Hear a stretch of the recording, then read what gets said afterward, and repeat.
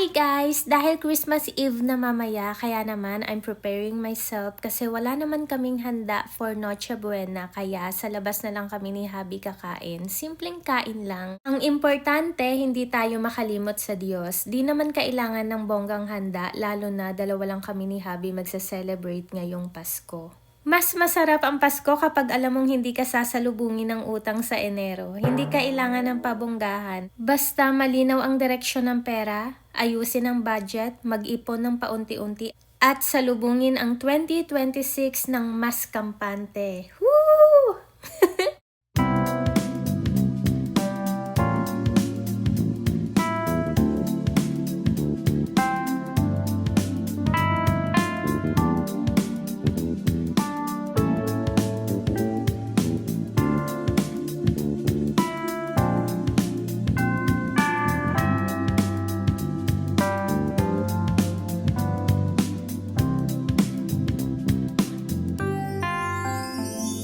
Nagulat ako dyan guys kasi dumating na si Habi galing trabaho. Kaya naman habang nag-aayos pa ako, hihiga-higa muna siya dyan guys para makapagpahinga siya.